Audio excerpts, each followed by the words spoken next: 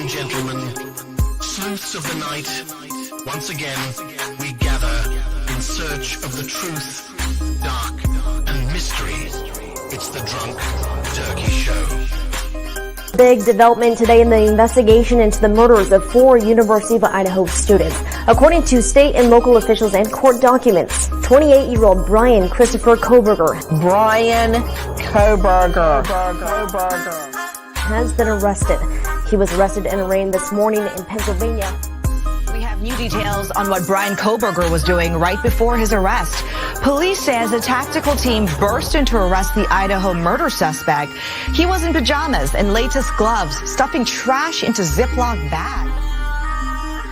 Hey, greetings from the year 3000. It still sucks.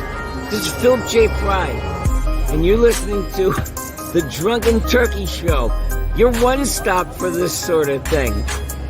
Hit that button, like and subscribe. You know what to do, just like every other podcast.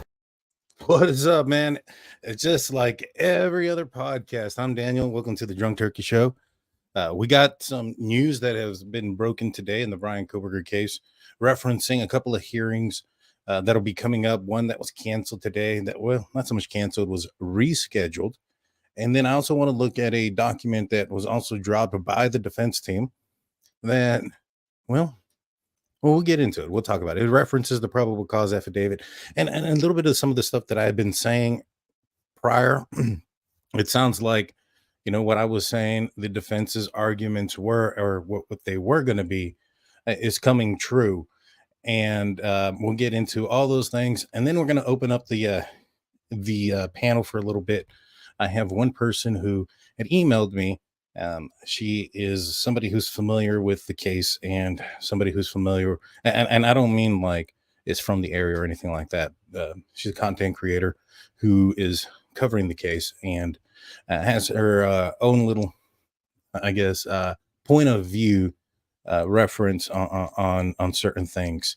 And so we'll get her on and then we'll open it up for others that are in the live chat. So Ember Burns asks, I want to get to this one real quick. Where are the other turkeys? All right. So we have a big scheduling issue. Big Blue has taken up like multiple jobs. And it's not so much he's taken up multiple jobs. He's doing his regular job. He is in college, getting his degree or getting another degree. And at the same time, he's doing clinicals, which is taking up all of his time. He's pretty much only going to be available on Fridays. And with Jaime as well, he's had a lot of like scheduling issues as well. With his he's got just some scheduling issues. I don't want to get into anybody's private stuff. So I do plan on having them both back on. There's no beef or anything like that. I know a lot of people ask like, what happened? You're not like him, blah, blah, blah. Now, actually, myself and Jaime, along with 2 of my other buddies, Hugo and Jonathan, the guys that I've grown up with, we play Fortnite, which I know it's a kids game. It's a kids game, but we squad up almost every night. But that's a little bit later in the afternoon and stuff, or later in the evening after the show and stuff like that, which is why I'm probably going to close this one down about 9:15. So we'll probably got a little bit more than an hour to go over everything, because then I got to go. So with that being said, let's get into this. So this is the first one. This is the one that dropped today. This is the order vacating and rescheduling hearing dates and open some hearings to the public. So this is based on the scheduled May 14, 2024, 1:30 p.m. Defendant's 4th and 5th motions to compel is vacated. It's gone. It's no longer there. This will, and it's been moved. Oh, it's been scheduled for the 14th. And it's been moved because of between the May 7th and the May 10th. Well, let me just read this. This will allow both parties in the court additional time to review the information that was submitted by the parties between May 7th and May 10th. Defendant's 4th and 5th motion to compel heard on May 30th at 10 a.m. After reviewing submissions of the parties filed May 7th and 10th, the court has determined that the hearing will open to the public. Thus, the court's May 2nd, 2024 order granting states motion to close May 14th, 2024 hearing is withdrawn. And so they're no longer having the May 14th, the one that was supposed to happen today. They're going to have it May 30th, and they're going to open it up to the public. Now, I thought that, well, there's going to be one part that I think is still going to be closed, and that's referencing the IgG stuff. Again, that's been one of their biggest arguments is the IgG. And that's one of the things that I've been saying is kind of a futile point. So is some of the probable cause affidavit stuff, which I had spoken about in a couple of shows, or for the last couple of shows, that it appeared that the defense was going to be arguing probable cause affidavit. And I understand why. I just think it's a big waste of time. I mean, I don't say that they don't have a point. They do, but we'll get into it. All right. So the next piece of information is the defendant's response to the state's motion to limit testimony. So it says, now comes Bryan Kohberger and by through his attorneys of the record, I hereby submit the following response to the state's motion to limit testimony filed on May 10th. In the state's motion, the state contends that the affidavit of probable cause is irrelevant at this stage. State's motion at 4, the state cites no authority for this claim. Mr. Kohberger has the ability to challenge the probable cause affidavit in this matter that were used to procure warrants. And then it goes into some cases that have where this has been a situation. The finding of the indictment does not preclude the defendant from seeking to gain through discovery information relevant to the probable cause provided by the court. So, one of the biggest warrants that is out there that I had a big problem with was his locations warrant. And the reason behind that was that they got the warrant for his locations basically from online information that's out there, the Reddit information that was out there. Come to find out, that was part of his thesis at DeSales. All right. Then they say that his phone wasn't connected to the network. Well, that doesn't mean anything, and what I mean by it doesn't connect to the network, it doesn't connect to the network closest to the victim's residence during the time of the murders. Remember, that's what the law enforcement did. They went out there, they got the warrants, and for the tower nearest to the King Road residence, and they looked at a 2-hour block or whatnot for a third of a mile radius of the house, and they were trying to figure out if they can find, they were going through those phone numbers. Well, his phone didn't show up. And then he is a criminology student, and they basically said that he would have training and knowledge into knowing how to elude said investigation, which he does. But so does everybody who attends criminology at WSU or anywhere else in University of Idaho or whatever. So those mere factors alone aren't enough. And I've said this since the beginning. That's not enough.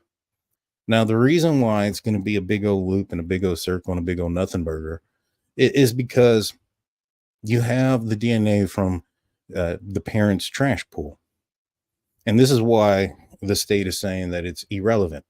Because, okay, let's just say that part of the probable cause isn't in effect. You got to throw out the locations. Those locations were used to get other warrants, right? So you have to throw all of those out. But just because all those things are thrown out doesn't mean you can't reintroduce them through legal means. Meaning that trash pool in Pennsylvania where they picked up his dad's DNA in the trash and they matched it to Bryan Kohberger or to the sheath as the father of the suspect's DNA or whatever. Well, that right there alone is going to allow them to get all those other warrants. That's going to get them the warrants for his cell phone locations, for everything. Now, I do want to preference this. I am not an attorney. I'm not a lawyer. This is just my understanding of how this works.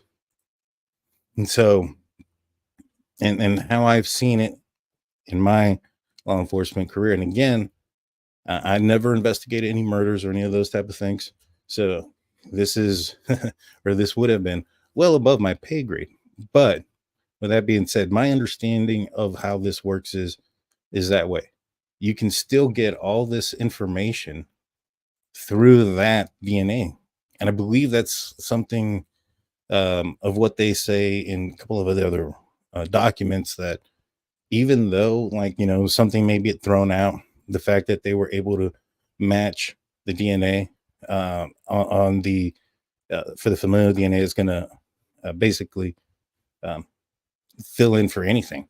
I mean, that'll give you the warrant for getting the swab, right? And that connection will get you the arrest warrant. Once he's arrested, you can use all that to get his locations and everything else. Now, I do think they have a case here, and I think they could win this case. But in the end, it is, in my opinion, that I think that it's just going to come back to square one. We're just going to be another year down the road, if that makes sense. And so I'll go through some of these things. It says, Wicked. It says, this is AT and the defense still throwing ish at the wall and hoping it will stick. It could be.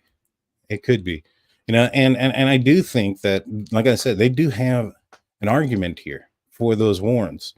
It's just that for the and I'm going to send the link there to the that other creator real quick, so that way she can get on. But for me, it's just, you know, you can get everything off of that DNA pool, because there's nothing, or that trash pool, because there's nothing illegal about taking somebody's trash. You know, they're arguing the IgG, where the IgG wasn't used in any of the warrants, wasn't used in anything. And their argument, I think Ann Taylor's even said that we understand that some of this stuff isn't going to be used in court or used against Bryan Kohberger, but we want the public to know how they found him. Meaning they want it to be exposed out there that they found him through some sort of violation of somebody's rights through, you know, through that ancestry. And I know it's not ancestry. It's like some sort of genetic something. But they want people to get the idea that he was found illegally, so to speak. And they want that out there. This is why they want it in the public. They want it out there. Now, I'm not saying that that's the case. I have no idea. You know, there may be no evidence of that. You know, the fact that the FBI destroyed this, which they did, they mentioned it. And I was listening to Andrea Burkhart. I want to say that's her last name. We had a show on this, defense attorney, and we're looking at the defense's perspective on things. And they mentioned how in some warrants for the FBI, they don't to oblige. And the reason being is, you know, if it doesn't have anything to do with, like, if whatever they did isn't going to be used in court. So the IgG is not going to be used in court. Now, I don't know about the cast information. That's, again, something I'm not aware of. I'm aware of that Sergeant Payne is the person that's on the probable cause affidavit. So I don't know. I did say that he had help from members of the FBI. So I do think that, you know, that information should go to Bryan Kohberger. I believe it should. I do also think that there's this alibi question that's going on with Bryan Kohberger.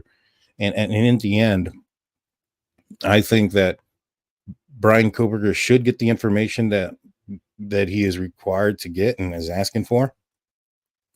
And I think the state should get their alibi. And I believe that those things should be done in the order in which it was mandated in the state of Idaho.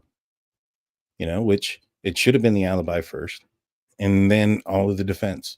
And it should have all been done, or all of the evidence for the discovery. And it should have all been done already. So I agree to both sides on that question. So I see Nina, you're on, but give me 1 second. I'm going to kind of go through, see if anybody asked me any questions real quick, and then I'll bring you on.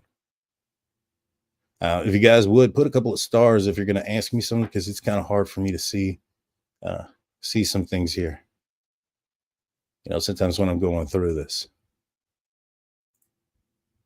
Steph C says, more ATs, BS, smoke, and mirrors. It could be very well. Nah. Some of the guys, they get very, what's the word I'm looking for? Vulgar on the game. And so they rather not have people listening to some of the things that we say, because we get pretty mean towards each other. It's not towards other people. It's towards each other. Let's see. And if you guys would hit that like button and hit that subscribe button if you haven't already done so.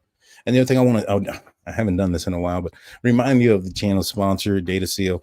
If you have concerns about your privacy, whether it's your name, phone number, address, voting preference, that's about to come up here pretty soon. Religious preference, you don't want that stuff on the interwebs. Check out Data Seal in the description and in the comment section. Hit that button, get I think it's 5% discount. So make sure you go and check that out. And that'll get all your information. Sorry about that. Get all your information wiped off the interwebs. Go search your address or go search your name and see how much stuff comes up, and all that stuff will be gone quick, very fast. Sorry about that. All right. So at this time, I'm going to bring up Nina to the show. Nina, welcome to the show. How's it going? It's going good. Sort of nervous, so I hadn't got brave enough to turn my camera on yet. That's okay. It's okay. And you have a YouTube channel, is that correct? I guess I just started it. Oh, it's been less than a month probably, and it's just that I had things I wanted to say. I mean, I don't have StreamYard. I mean, it's like the most pitiful thing you've ever seen, but I got to start somewhere. Right. And you said that you had a specific experience, so to speak, reference to this case and some of the rumors that have been going on. Is that correct? Mine is going to be on the narcotics part of it. I am 12 years meth free. I lost my son to IV meth. So I know the drug game, I played in that game for 16 years every day, and the first thing is I'll be the first one to sit there and go, I looked at the parents and did they snitch? And I mean, I talked to people about it. I did. I mean, I'll admit that, because I think with everything going on, we want a reason. You know what I'm saying? I mean, any kind of reason, just give us a reason for it happening. Right. But then the more I thought about it is if there's no kind of calling card, there's nothing that says we did this in retaliation of. You know what I'm saying? I mean, there's, if somebody is going to go out there and unalive my child, they're going to want me to know why they did it. Right. If there's no calling card, then it was just an exercise in futility. Nobody knows why it was done, and I don't know why it was done. Well, I can say this. There was a couple of surfers who passed away. I think there was 2 Australians and American, something like that, out of Mexico. And the cartel helped assist in the capture of the person who ended up, killing these 3 individuals. And the reason that they did that is because the person that committed the crime was not part of the cartel, and they didn't want heat on them. So to go and commit a crime like this and it be as popular or as high profile as it is, and the cartel not go and get somebody to blame it on, even if it's, because this has happened multiple times. In fact, I think it happened with some folks from like South Carolina that went to Mexico to go get some weight loss surgery, and they ended up getting attacked by the cartel. They got released. I think one person ended up being lost her life. Several of them got shot, and they ended up sending somebody. Now, I don't know if it's really the person that did it or not. If it ended up being somebody kind of high up in the ranks, they're going to get somebody low on the ranks to take, the credit for it. But I would have assumed that something this high profile, and if it was anything to do with any drug cartel or anything like that, and them seeing the publicity that's going on there, everybody's looking in that direction. That has been a theory since day one. They don't want heat on them. Exactly. And the thing about it is, what I started thinking about was when I buried my son, the guilt and the regret ate me up more than his death. So we have to stop and realize that us just putting it out there, that the parents did this or the parents did that, they're probably seeing it, and none of us, well, I mean, some of us can understand the grief, but can you imagine being sitting there listening that you got your child murdered. Yeah. I Yeah, mean, I you couldn't imagine. know, that can go, especially with addicts, you know, we can either relapse or we can unalive ourselves. Mm, You know, so it's dangerous territory when we start, I don't want to say coming down on them or anything like that, because I don't think anybody is being like mean about it or anything. But mhm. I just don't, I mean, look, I was in it for 16 years. I've never, ever, I've seen people bust into houses and, you know, knock their knees off or take them off in a car or whatever they want to do. But I've never seen them do anything like that. Mhm. Well, And every time that I have heard or seen a cartel type of hit, it's very known right away. I mean, there was a another situation that happened out in California. 4 people lives were taken execution style. Within an hour, police were able to go up there and say, "Hey, this was a drug related incident." I mean, when you have everybody's phones from the scene and you right, can download them, finding out if this is a drug related incident is fairly simple. It's fairly easy. You can rule that out probably within, a couple of days once the warrants come in for the phones. right. Well, see, then, you know, the other angle is, of course, you know, it's the party house. You know, well, there's a big difference between a party house and a flop house, trap house, whatever you want to call it, you Correct. know, and again, for the, for the, you know, just the pure evilness of what happened, Hmm. for that to be that somebody flushed or somebody lost or somebody used or somebody stole, number one, they're not going to put that quantity of drugs in an off campus house full of sorority girls. Hmm. I mean, you know, I mean, Mhm. it doesn't work like that, you know? And the other thing is, okay, it's a party house. They get drunk, they party. They're in college, they're going to. Mhm. And the thing about it is, you consider we're Maddie and Xana. Y'all, come on. Those babies have already beat the generational curse. Yeah. They have come through being, you know, going through parents with addiction and everything. And they are in college, they're doing right, they're making better choices in life. You know, they've already succeeded just by beating that generational curse. No, I agree, but unfortunately, the true crime community can sometimes be very judgmental. I was watching in on the Karen Reed trial, and just real quick on that, I don't think she's guilty of murder. I don't think those guys killed him either. I don't know exactly what happened yet, but I don't think she's going to be found guilty. But in that, I was looking at the comment section on the live chat, and this was on Law and Crime or Law and whatever. The main thing, I wasn't watching another creator watching it. I was watching the actual trial, and a lot of people were like saying, "Oh man, that guy looks like a football player, looks like a boxer. That's a big guy. He must have killed him.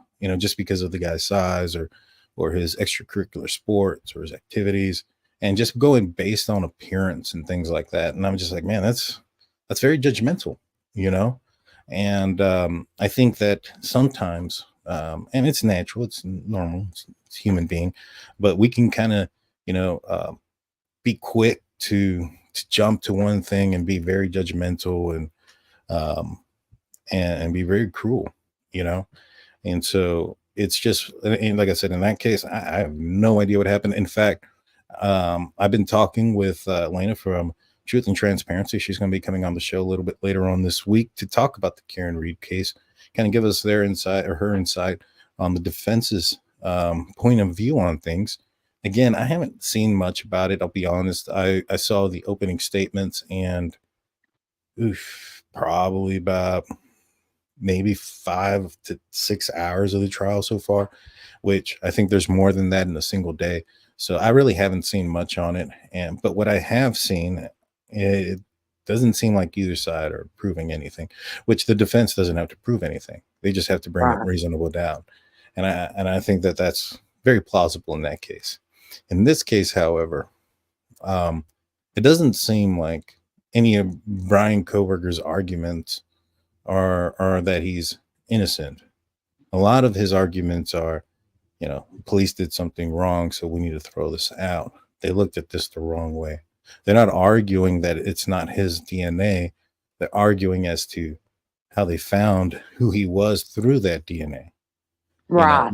Those type of things. And so, they're not arguing that he was somewhere specific during the murders. Right now, we know that here recently, they asked for, I guess, the state's paperwork says, we want to know where Bryan Kohberger was between 4 and 4:30. I know that a lot of people confuse that with that the state somehow changed the time of death, but in that paperwork, nowhere does it say that we want to know where Bryan Kohberger was between 4 and 4:30 because we believe that that's exactly when the murders happened. Now we know, because of Linda Lane footage, that he probably got in there around 4:09. And according to the PCA, he left at 4:20. So it appears to me that they want to know where he was 10 minutes before and 10 minutes after the murders, which is something that I find very common. However, a lot of people will jump to conclusions on that. Well, I know this is off subject, but if talking about like where he was, I wanted to know where he was. Take for instance, 5 hours before. Okay. Because what was he doing? Was he, was he just sitting there waiting, or was he, have you ever wondered what he was doing before he left the house? Yeah. Yeah. I'm very curious as to what he's doing when his phone was out of service, regardless of the reason why. And it happens 2 days in a row. It happens during the time of the murders or shortly afterwards. Then it happens the next day after he leaves Clarkson, Washington, and he's heading back towards Pullman. His phone goes out again. I believe it says somewhere around like Johnson, Washington. And then next thing we know, 5 hours later, he's back at his home in the Steptoe Apartments. So, and typically I try to stay on the fence. Because I'll be honest with you, I just found the true crime community in January of this year. And what are your thoughts on it? The true crime community?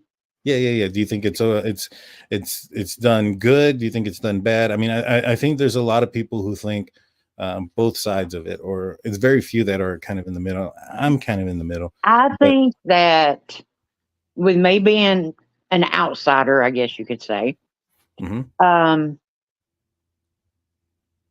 I just like everything is cliquish, but the thing about it is I like the ones that can have different points of view without arguing, without fighting, without putting each other down. There's people in this chat right now that I've been on the other side of the fence, saying, okay, he didn't do it, and I'm sure that they're sitting there going, what the heck's she doing? But the more, y'all, this case is so fluid. It changes. You can research something today and think about it overnight and get a whole different concept the next day. Yeah. And that's like last night I was doing some research and I sent you the email on it, but that's when last night my light bulb went off and I'm no longer on the fence. So well, that's good. And like I said, there's nothing wrong with anybody being on the fence or anybody believing one side or the other. We haven't seen everything. You know what I'm saying? Exactly. And please answer me this. I have asked everybody this question. Please, somebody explain it to me like I'm a 2-year-old, please. So there's been 85 to 100 search warrants put out, right? Somewhere around there, I guess. Yeah. They probably looked at, once you account for everybody's social media, everybody's everything times 4, because there's 4 victims. And but a buttload. yeah, it's quite a bit. Yes. Okay. So all the search warrants, when they come back, when the results or the returns or whatever come back, they're sealed and they're redacted, and nobody knows what came in on that search warrant, right? Mm-hmm. So how do we know there's no evidence? No, I mean, the only thing we know is what they know up until the point that he got arrested. The rest But of it is how just many times do you speculation. hear there's nothing in the car, there's nothing in the apartment? How do we know that? We haven't seen what came through. Right, but those same people that are saying there's nothing in the car, nothing in the apartment, well, there's something in the house. There's his DNA in the house on the sheath. There's his Right. phone turned off during the time of the incident. Now I know that there's a chance that that stuff gets thrown out, but it doesn't change the fact that it happened. Right, You, exactly. I mean, you and the IgG, see, to me, the IgG is, and I did do a video on that because I think everybody thinks that this informant's going to jump out of the closet and save the day. And I believe that the IgG is being protected as the informant. Well, yeah, the IgG is definitely the informant. I don't think that there's a secret confidential informant that's going to come out and save the day. No, I think the state has said it multiple times that their informant was the IgG stuff, and they didn't want to disclose. They basically used the IgG as a tip from a confidential informant. That's basically the route that they went with it. And when you have that type of situation, let's just say you have somebody who's not willing to testify or any of those type of things, and you have a confidential informant that comes forward and says things like, hey, I know that this house is doing something illegal. Just because somebody comes and tells you doesn't mean that, all right, that gives me the probable cause to go kick the door down and, start cuffing people. Nah, I gotta go get evidence, and then I gotta go, watch the house, find evidence of whatever wrongdoing they could be doing. If it's drug related, pull over people that are leaving the house, see if they have drugs. If they do, pressure them, see if they tell me they bought it from this guy. Once I get enough of those, I can get a warrant to search the house. Once I get that, if I find anything, hook them up, 95 them. You know what I'm saying? So, there's a process, and that doesn't mean that the case goes gone because the person who told me this information to begin with is no longer cooperating or doesn't want to speak. It happens quite a bit. And when you have that type of situation, you can't use that person's statement or evidence against the person that you've arrested. But you have that case you built. You parked down the street as an officer watching the house, pulling over vehicles. That is the probable cause to arrest them, not the mere fact that somebody came up and said something. And that's the same thing with the IgG. Because the IgG doesn't connect Bryan Kohberger to the DNA left on the sheath, they never tested his DNA. Right. It's not admissible. It's more like a guess. It's like saying, hey, I don't know who it is, but I think it's that guy. Now, the way you test whether or not it's accurate is if it matches. If Bryan Kohberger matched, that means that they did the IgG correct. Right. If Bryan Kohberger didn't match, that means they did something wrong. And then I think I saw, I don't know where I saw it, but the whole being illegal about the trash search and all that. And of course, me being me, I had to go and research the legality of that, and from what I understand, it was trash day, so it was out on the side of the road. And the legality that I found was that as long as it's so many feet from their house, then it's public, whatever, thrown away. Yeah. And that's the other thing too. I mean, you have so many people saying, I just want justice. I want justice. And then at the same time, you're hoping that something that is completely legal to get, you want it thrown out.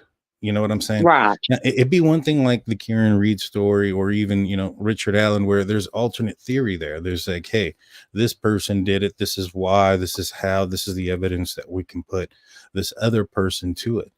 We haven't seen that in the Idaho case. Not at all. That, I mean, another thing as far as the narcotics, Daniel, is, we're going to say that they flushed $75,000 worth. Okay.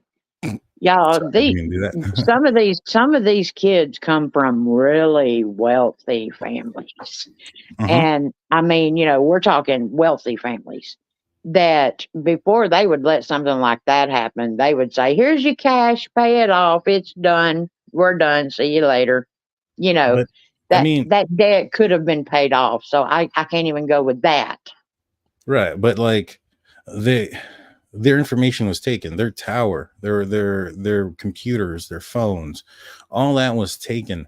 So if there was any there's got to be some sort of communication. I mean, $75,000 worth of drugs doesn't just pop in your Right. house without talking about it, without telling somebody about it. And you don't distribute it without talking about it or telling people about it. If you're this big distributor, those things are easy.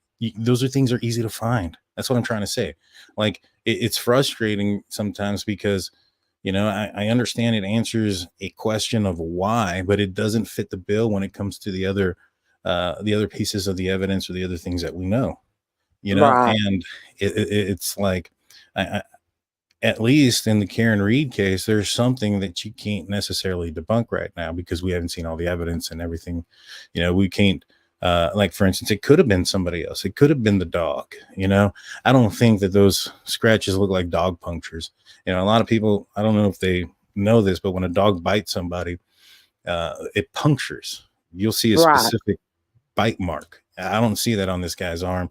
Doesn't mean it didn't happen or something didn't happen. But I mean, obviously something happened, but it doesn't mean that he wasn't attacked by the dog or some way, but I don't see it. You'd have to go get a vet, as an expert to go and look at those things that are experts in looking at bites. Well, anyways, you have Richard Allen who has that Odinism angle. They're coming up Right. with things. They're not just saying, hey, you didn't do, hey, this law from 1880 was wrong, and we want to get our client off on this. They have actual reasons. We haven't seen that in this case, and you can break down some of these reasons, and I think that because a lot of people say, oh, you're biased and this and that, and it's not so much that I'm biased. It's just that I haven't come up with a theory that points to anybody else. Like if there was something that comes out like Ronald Logan, for instance, everybody thought it was him, yada, yada, yada. And then, Richard Allen gets arrested. If I was Right. looking at this, or looking at that case from a long time ago, I may have been on the Ronald Logan train for a little bit, until he got cleared. It's suspicious that he asked for an alibi before the bodies were found. Although you can tell pretty easily that the person on the bridge is not taller than 6 foot. That person Right. on the bridge is extremely short. There's a lot of tells on that, but I can see why. But once there's somebody else that comes out, and Richard Allen came out, and his timeline was just so close that I think he's involved. I don't know if somebody else was there, but the timeline and things, the way they work out, it's too close. And but they have this Odinism angle that can make me question maybe he was there earlier. You know what I mean? And that's all the defense needs to do. But I don't Oh see yeah. that in the Idaho case. Well, the sad thing about it is, I mean, not sad if he's guilty, okay? But Kohberger's life's over either way. Mhm. I mean, and that's just the way I feel about it because nobody's ever going to believe he's innocent, and then nobody's ever going to believe he's guilty. You know what I'm No. saying? So he's either going to spend the rest of his life in prison or worse, Mhm. or he's going to be totally just, he'll never be able to fit back into society. Right. And the other thing too, and I know a lot of people are going to say, well, he won't need to. You can sue these people, sue those people, and all these other things. And the reality is, winning a criminal case is not winning a civil case. O.J. Simpson won the criminal case. He didn't win a civil case. Right. In a civil case, you don't need to be beyond reasonable doubt. It's just a 50-50. What's more than likely, like 51%, I'm sorry, more than likely than not. And so he's going to have to go into court and prove by more than 51% Right. that he wasn't the guy that did that. And he's not going to be able to plead the fifth in those type of situations. He's going to have to go up there and actually testify and all those type of things. And if he's a guy that actually did this crime and is getting away with it, or does get away with it off of some loophole or whatever the case may be, and he tries to sue people, well, good luck. I think he's going to end up hurting himself worse. But let's just say he does get off on it. I can see a lawsuit against him right away for wrongful death. Oh by yeah. each one of the victims' family members. And I can tell you, even though there may not be, at this point, which you shouldn't at this point, no matter what, have proof beyond reasonable doubt, there's enough, in my opinion, to say it was him. And I know a lot of people are saying it's touch DNA, it's touch DNA. We don't know exactly how much DNA it was. I know that it's, the defense calls it transfer because maybe perhaps it's skin cells. But, I saw somebody who is an attorney who was discussing this case. I want to say it was on Law and Crime. And they were discussing how when you have a knife sheath that's very near the button's pretty hard, and sometimes the thumb will actually get into the button snap and graze. And so if it did that and it collected a clunk of skin cells, even though that's considered transfer DNA, it's a little bit different than just a small amount, which from what we understand, that's not the case. I know Howard Bloom said that in an article ended up not being real. So it'll be interesting to find out how much DNA it is. It could be a small amount. It could be a But large I amount. mean, exactly. But the thing about it is, I go back to the search warrants and everything. Do we really exactly know how much DNA? I mean, that may just be what they're telling us.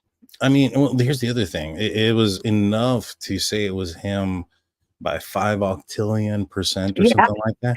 So that tells me it was quite a bit. It wasn't yeah, just a little bit. It wasn't a that's speck. pretty It good was number. That's pretty good number there. right, exactly. If it was degraded, if it was, something else, and the other thing too, it's single source DNA. Right. And It's yeah, not a that was mixture. my big thing, is the single source. Right. And I know a lot of people look at that California incident with the guy whose DNA was under the fingernails.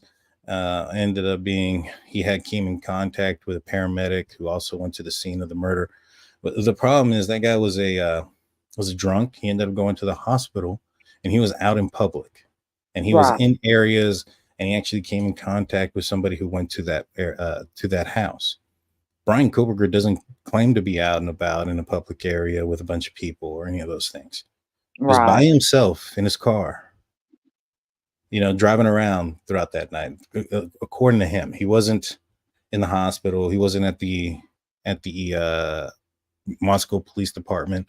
He wasn't at the Boise, Idaho forensic lab, where he can come in contact with some of the people or the individuals who would later go and investigate the scene. Right. If there was something like that, then okay, maybe there's that explanation for it, but doesn't seem But like it. the thing about it is, my platform originally was on TikTok for Mm, telling my son's story. mm, And so when I left TikTok, because I was getting eat up by the Grim Reaper algorithm, and I mean, I love speaking and helping people, but it's overwhelming at the overdoses and everything these days, and I had to just mentally take a break from it. And right. Yeah. so I was sitting here and I was like, oh my gosh, I got to find something to do, and I ran across somebody on YouTube doing the Idaho story, and that's how I started in on it. And so then I was like, okay, well, I've got to catch up. So of course I'm deep diving everything because I got to catch up. Yeah. Well, what's the name of your channel? I appreciate you coming on. I'm going to try to get a few people else to come on, but what's the name of your channel so we can share that with everybody? Oh, it's just Nina Kelly. Like I said, it's just, I mean, it's my, I don't know. I make my videos and I put it out there, and now I'm just me. I mean, my videos are nothing special. I just say what I've got to say and I leave, you know.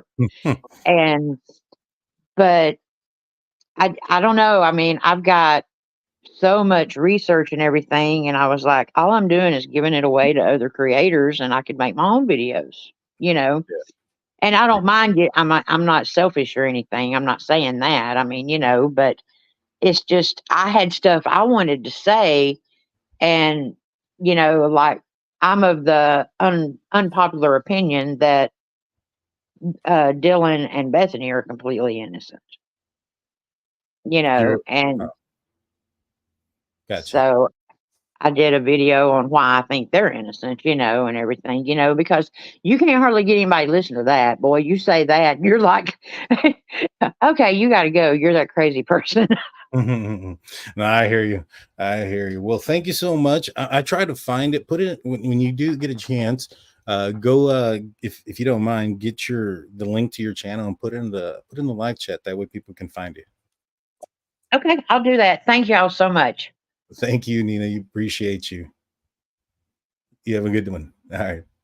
Bye. So Bon says humans shed over 5 million skins of cells a day. I agree. And with that being the case, don't you find it weird that they followed Bryan Kohberger around? You know, they went to his apartment, didn't find any of his DNA there. Didn't find any of his DNA in any of the trash that he had been while he was at his parents' house for a couple of weeks. And yet we're supposed to believe that the police who were looking for his DNA couldn't find it, and he was also wearing gloves and doing all these things. Yet just by chance, it ended up on a knife sheath that would end up being under the body of a victim of a quadruple homicide, who the murderer matches Bryan Kohberger's height and weight, and also drives a white vehicle similar to his, also has no front license plate, and had his phone off during the commission of the crime.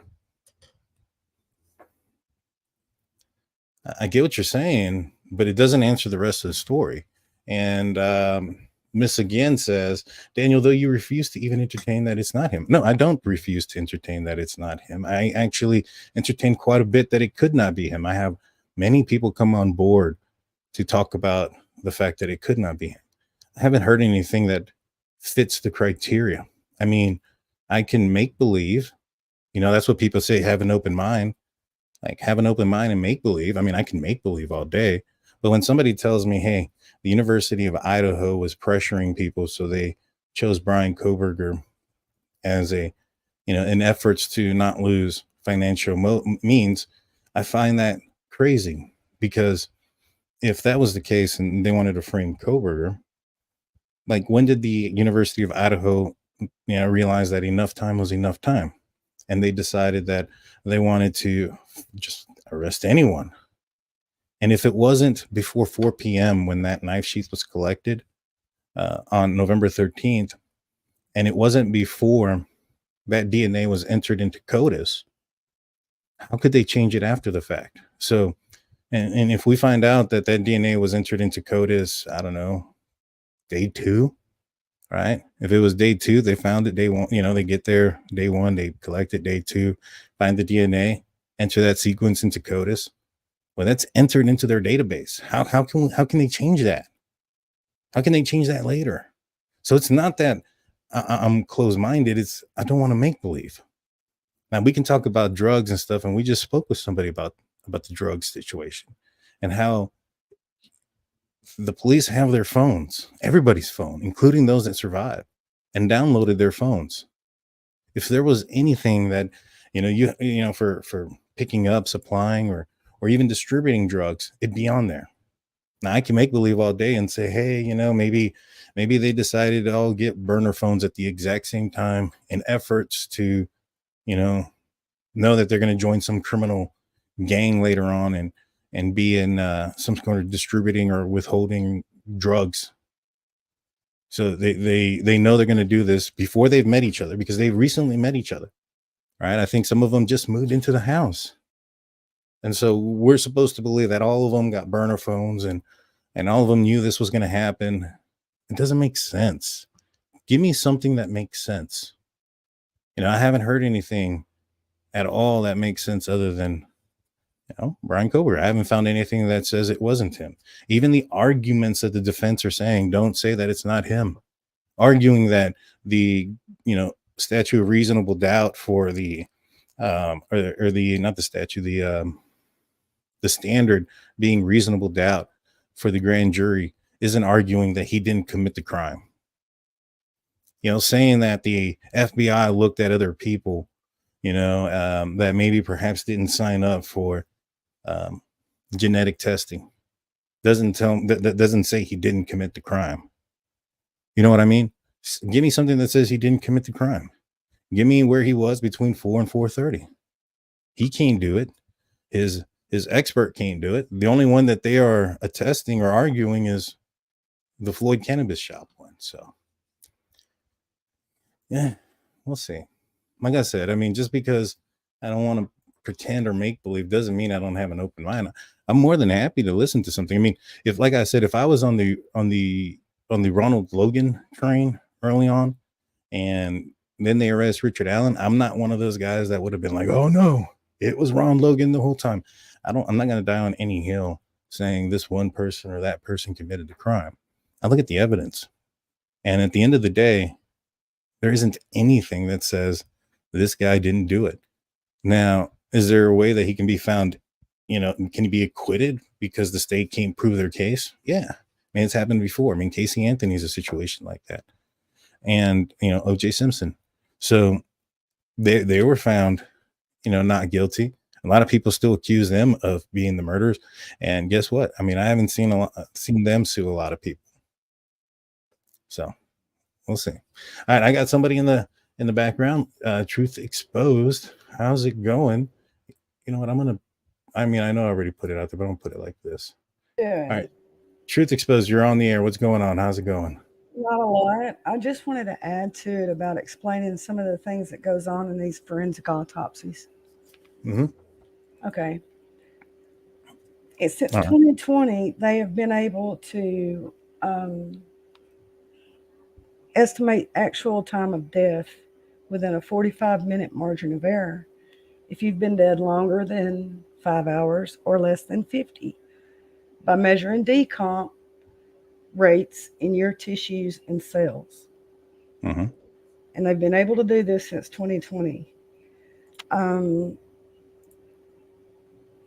So there's no way they died before 3:45, and there's no way they died after 4:30, period. End of discussion. Mm-hmm. So anybody that has the theory that they died before that time, you can cancel that conspiracy. Yeah. I mean, there's a lot of evidence that shows that this happened between 4 and 4:30.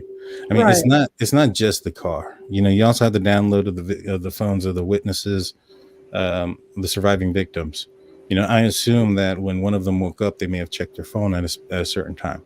And after they checked their phone, that well, yeah, they narrow it down with other things, but they always start with the science first because the science is not biased. No, you're absolutely right. You're absolutely right. And that's another thing. That's another reason why it didn't matter when Kathy showed up on scene. It doesn't matter when the coroner showed up on scene. Mm-hmm. Because they know they can do this. Right. They can't, and you're law enforcement. You know that the CSI cannot move the bodies unless the coroner is present to sign off on it. Yeah, I mean, they can't move the bodies until the chain of command. Right, they can't move the bodies until either the JP, the coroner, or whoever it is goes and does an inquest. The inquest is pronounce the bodies and in the manner in which they believe at that point how the crime was committed, and then they can move the bodies and do all that other stuff. And they work from the outside in when they're doing all of this. And I don't think a lot of people realize that. And there's another thing a lot of people don't realize about forensic radiology. There's morphometric analysis of stab wounds by MSCT and MRI after the installation of contrast medium. Mm-hmm. When they do that, those stab wounds light up like cancer on a PET scan. They can superimpose the K-bar into those wounds just like they compare bite marks. They just can't say it was the K-bar brand knife. They can say it's the style, but not the brand. And I'm going to tell you another thing. 1095 Crovon steel does not hold the edge very long at all. I mean, it dulls fast. Mm-hmm. So if what they say is true about Kaylee, getting, 50 times, that medical examiner is going to be able to use ultrasound and tell that blade was dulling from victim to victim. Mm-hmm. That's how they can tell only one person done it. They can also tell if they were right or left-handed by the trajectory of the stab wounds. Right. So this 2-person did it thing, they're going to be able to shit can that in court. Yeah. So, Yeah. there's that's 2 methods that shit can 95% of the conspiracies out there. And that's only 2 scientific methods. No, I know. There's not much of a defense for him, and everything that I have seen up to this point has been mud thrown at the wall.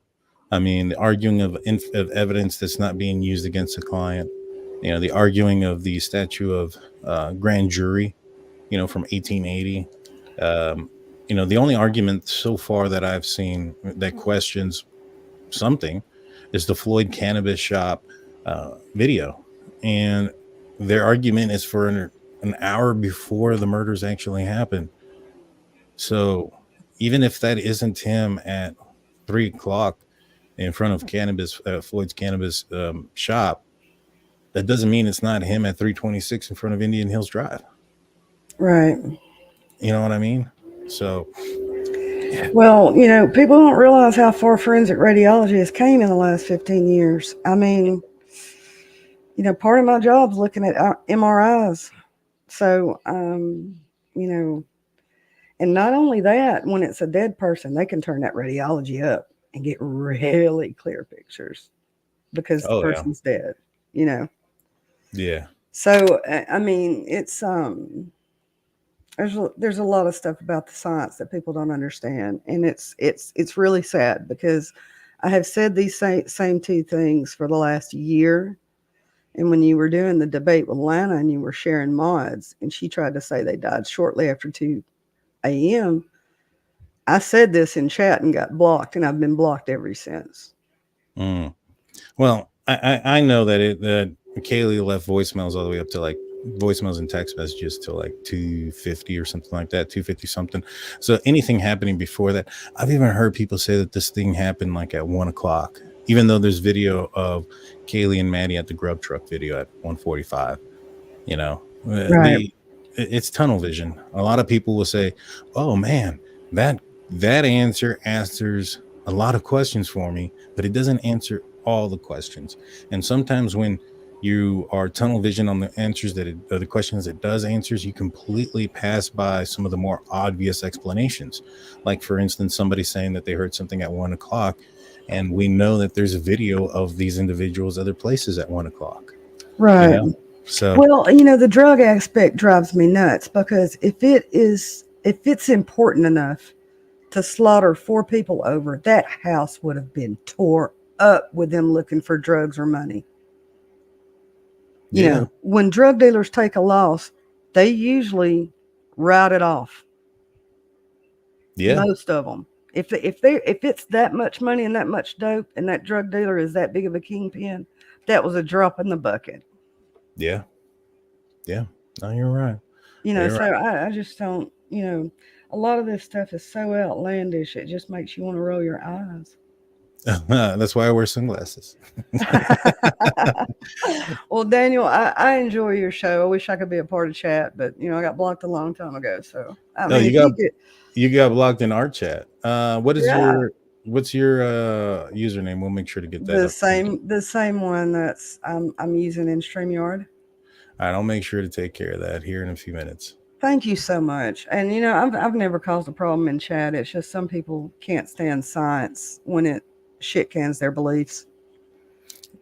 I understand. I mean, sometimes though, I mean, I'm not saying that you were, but when I've been in Lena's, show or in her chat, I think everybody's respectful to me there, even though they don't believe. I don't go in Lena's chat. No, I understand. I'm not saying that she were, and I just would, she's coming on Thursday, and I think that sometimes people will end up getting blocked if they say something negative about the guest, even if I've never said anything negative about anybody in here. I post the scientific facts. I don't have a indifference between any of these people. Oh, I understand. Gotcha. You Well, yeah. know, Well, I'll be honest with you. I don't do much of the blocking, so I'll make sure to talk to my people about that. And let me. okay. I'm looking at it right now. I'm trying to find it, so I'm gonna take that off right now. So it's Truth Exposed. Hmm. It's a little What? Marvin the Martian. Oh, I found it. All right, Okay. and you are no longer blocked off there. Thank you So very much. you're welcome. Thank you for Have a coming have. on. You're welcome. Have a good night. You too, ma'am. Thank you. I'm glad your channel's found so much success, Daniel. I'm really a fan. Thank you so much. I appreciate that. You're welcome. Tell Blue I said hey. Will do. Will do. Yeah. Have a good night. All right. So, mother, that great caller, great viewer and guest. Thank you so much for giving us your input. Yeah, and some guys, there's been times that people also get blocked by accident. Somebody else was supposed to be in to get blocked. It happened with Steve from True Crime Web. Not saying that that was the incident, with Truth Exposed or not. I honestly don't know what happened there, but she seemed very respectful to me here, and we'll have her back on. Mother of Cycle Breakers 199 says, I wonder if his parents recognized the sheath. Well, here's what we know, right? We know that there was a warrant for Amazon a long time ago. And this warrant was before the arrest of Bryan Kohberger, and it was before the IGG and all that other stuff, came in on December 19th. They had the results of that warrant before, and none of those knives and knife sheath pointed at Bryan Kohberger at that time. So what does that tell us? Well, also we have to know, we also have to believe, we have heard rumors that law enforcement has found a receipt or a proof of purchase of a sheath and K-bar knife from Bryan Kohberger. Now, if he didn't show up on the, on that other warrant, how are they attributing this to him? He must have either done this by one or two ways. Either he purchased that item through a relative, which I feel, or a friend, which is possible. I think the relative aspect, probably not so much. I think that if a relative of his came up as purchasing one of the K-bar knives, and they find out, or they go through it and they find out that somebody who purchased a K-bar knife in Pennsylvania has a relative in Washington, and Pullman, Washington, they're going to look into that. The other thing is, maybe perhaps he purchased it secretly. Maybe he used a burner account, burner name, gift card, something to that effect, or a something to like that effect. And if he did do that, there should be some sort of evidence of that. I mean, you can kind of track down the gift card number to where it was purchased, the store, and from there you can also track down the information as to where it went, things like that. And so in this situation, it's supposedly Amazon, if this is the case, then and they got this number, then they can track down if he purchased this at a Walmart, let's just say, and he purchased this K-bar knife. I think it was supposedly in April of 2022. So we're assuming a Walmart or something similar to that near Albrightsville, Pennsylvania, just before then. So you're looking at anywhere between January and April of 2022. If that ends up being the case, and you can track it back down to that, if you can get a warrant for that place's surveillance footage, then you can actually have a video of him purchasing this gift card if that ends up being the situation. And so I don't know. Well, let me rephrase this. I've heard the rumors of the gift of the purchase. I've heard rumors of how he purchased, and I've heard multiple rumors of how he purchased. But I have one strong idea of how he purchased it. In my opinion, I think it's the gift card. But I appreciate that. If anybody wants to jump on, it's pinned in the comment section. I'll go through some of these starred questions. I have a lot that I have to go through or to catch up, but these are some of the ones that I put up earlier. It says, do you think JJ will grant change of venue this week? Judge, I think he should, to be honest with you. I don't want there to be any reason for there to be an appeal. And that includes Bryan Kohberger saying that he had an unfair trial. I want him to have the most fairest trial that there possibly could be. I'm not opposed to any of the things that he's arguing, any of the information that he's arguing. It is my belief that if he committed this crime and the state has the evidence to prove so, then it is it is up to them to do so. It's It's the state's responsibility to prove he's guilty, not himself to prove that he's innocent.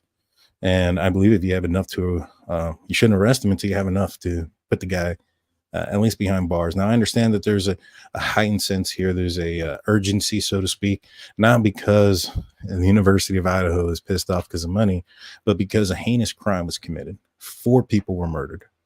You want to get whoever committed that crime off the streets as fast as possible before that person commits a crime again. Sasha says, pro burger, laugh out loud. I like that term. Thank you. It's something that I came up with. I got tired of saying pro Kohberger, so I just took out the co part and just said pro burger. And it's not, I know some people take it as a slight or something of that nature.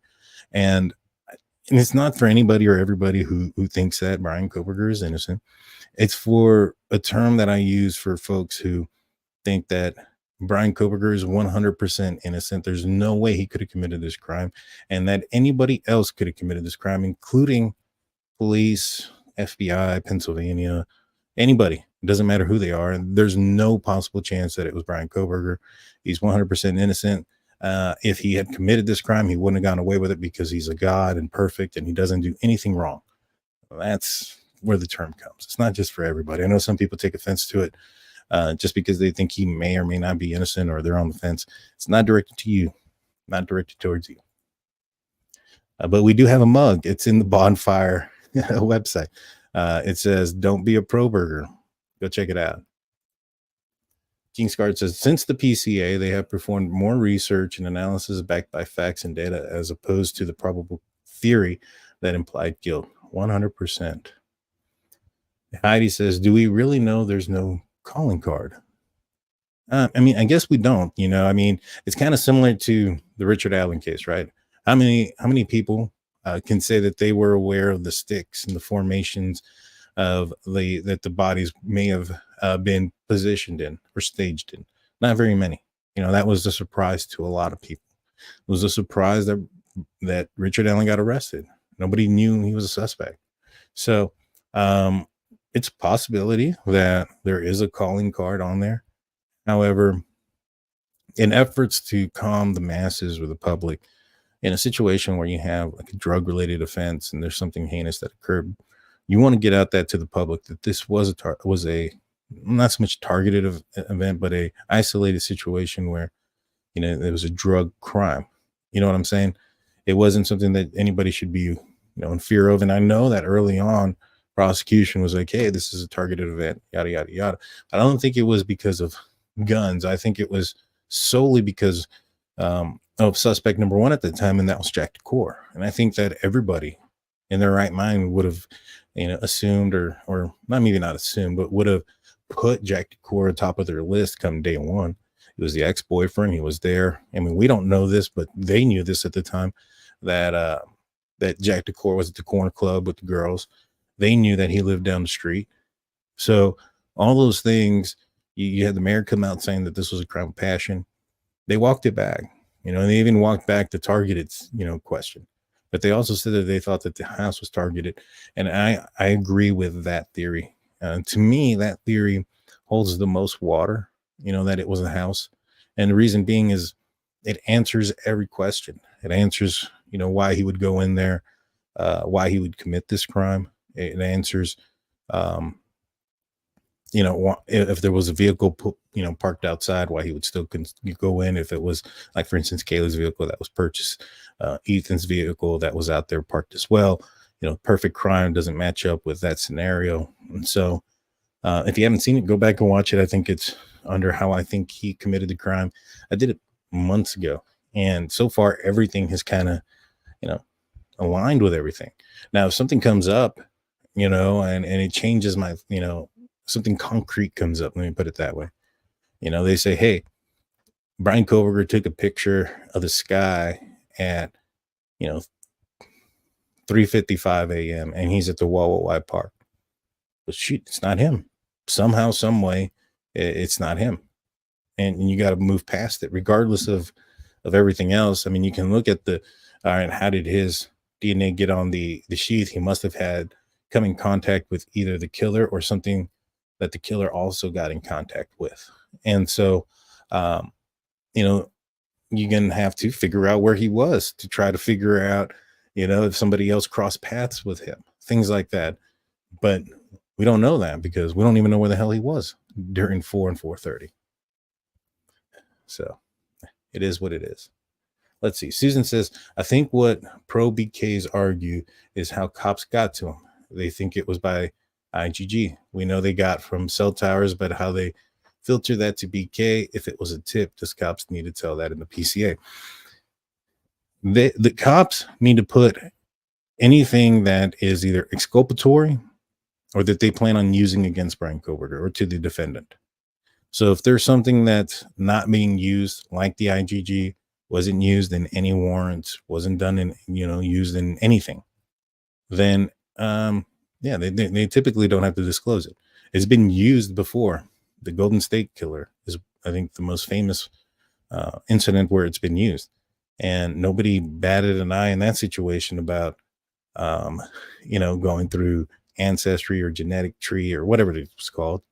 So and that, you know, we know how they found him, but they still had to prove it was him. They used the DNA and this, that, and the third. And so, you know, like I said, it's been used before, and it's not had to been disclosed as far as who the people were or how they found this guy or whatever. So, it doesn't fall under the criteria of what typically is required for the prosecution to turn over to the defense. Even doesn't have a reason, which is the answers to why. I mean, we have an audio from 50 feet away, and I've said this multiple times. Steve Goncalves sent out a screenshot from 1112 King Road residence, the next door neighbor. Now, I assume this is the camera that picks up the noises at 417, because where it's located, and according to Google Maps, from that corner of where it's located to Xana's room is about 50 feet away, which is the same thing that the PCA says. And during that time, Steve, he put out the text message because a lot of people were listening in and boosting audio on the Linda Lane footage and hearing things. And you know, he wanted to say that this audio is closer. And if those things that are heard 100 yards away, remember, he's 50 feet away, those are 100 yards away. That's what, like 300 feet away. So much closer. If those noises aren't on that camera, then the noises that are being heard 300 feet away are probably from something else or something that was added on. Now, we know what noises come out. We don't hear anybody screaming in anger. We don't hear anybody who's raged out, you know, on drugs. You know, if you have somebody who's angry, crime of passion type of thing, you know, those things are messy, violent, loud. Now, I know that this was messy and violent, but you don't hear anybody arguing. You know, if, for instance, the fraternity brother guy, you know, if he was being picked on because of him being on roids, and he was so angry that he was willing to fight Ethan in front of everybody, and he's so angry that he's willing to kill 3 others to get to him, that doesn't sound like somebody driving 3 times around before they park. You know, that sounds more planned and methodical. You know, a person going, there was no forced entry. There was no sign of forced entry. It was very difficult at first to figure out how this person came into the house. That's not typically a sign of somebody in rage. So I often say there's no sound, there's no evidence of emotion through that camera. You're not hearing F you, I hate you, you did this to me. None of those things. So I find it very difficult for a fraternity brother that is in the middle of roid raging to commit a crime like this. And also, when you're in rage, you're not thinking straight. If you're not thinking straight, you're not committing the perfect murder. You know what I'm saying? You're not leaving your DNA behind. So the fact that we know that there was the only DNA from the killer, in my opinion, is on the knife sheath. Because why would you use the DNA on the knife sheath if you had DNA under the nails of a victim? You would use that DNA instead. So by the process of elimination, you can deduce that they don't have any other DNA. Does somebody drunk and roid raging going into a house and not leaving any DNA behind seem logical? And if you say that, well, they had 8 hours to clean the house, but yet Bryan Kohberger couldn't clean his car in 7 weeks, that just doesn't make any sense. You know what I'm saying? So those theories don't jive. And so when it comes to the why, whoever committed this crime, in my opinion, it was a thrill. Somebody wanting to know what it feels like, a BTK, a serial killer, somebody, an evil person. Stephanie says, I'm really bored with AT's mediocrity. She's showing it with her theatrics instead of going forward with this case. I will agree that they are kind of going in circles with this case, and it's just being delay after delay after delay. My Rastafa says, DNA found on sheath. It's not the murder weapon. Have Ellie found the murder weapon? If so, does it match the DNA on the sheath? Does it have any DNA, and how many people's DNA? I don't believe that they found the murder weapon, the knife sheath itself. And I understand that you can't kill somebody with a knife sheath, but typically the knife sheath carries an item that can kill somebody, and it appears that the persons that have passed were killed by an item, a sharp force object, one similar that would go into that knife sheath. It was a fixed blade object. That's what we know about. We know that the lacerations were deep. K-bar knife is about 7 inches. So you can see that those would leave deep markings. There's a guard there on a knife, a K-bar knife. If there is bruising, which you would expect if this knife was being forcibly put into the victims, you would expect a bruising of the guard going around where the wounds were. And also, when a blade hits bone or anything like that, you'll have metal shavings inside the body. Those things you can kind of, if I would assume, I'm not a forensic guy, but I assume that you can get the metal shavings. And I've asked, Steve from True Crime Web this, and he agreed. And then you can do a lot of tests to figure out where it was forged and stuff like that, and to and if it comes back as a similar process or material that is used by K-bar. Anyways, at the end of the day, there are so many ways to determine the type of weapon that was used. And you have a sheath that doesn't belong in that house with his DNA underneath the body of a victim. Be one thing if it was on the table, or if it was on the dresser, or if it was in the front yard, if it was in the living room on the ground. That'd be one thing, unless Maddie's just sleeps on top of empty sheaths. I don't get the argument. And Shazza Bandana 16s gifted 1 Drunk Turkey Show membership. Thank you so much. Appreciate that. I have 187 comments to go through. Let me kind of fast forward them. And so if they don't have stars, I'm not going to see them. Not going to see them. Well, I see this one because it's in caps. Innocent to the fullest. See, saying innocent to the fullest says that there's something that says that it wasn't him. Like, for instance, where he was at during the time of the murders. And there's evidence to prove he was somewhere else during the murders. And we haven't seen that. See, this is one of the statements where I don't understand, where people say, oh, he's 100% innocent. 100% innocent to the fullest. And I'm like, what are you doing with all the evidence that points him there? You just not caring about it? Like some folks saying, oh, I don't care about the evidence. The only evidence that I care about is the make-believe stuff that says it's not him. Okay. Let's see. I'll go through these a few. If I don't see anything, I'm going to end up closing the show.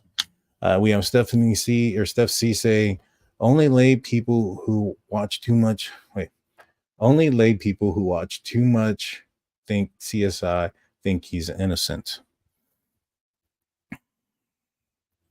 I get it.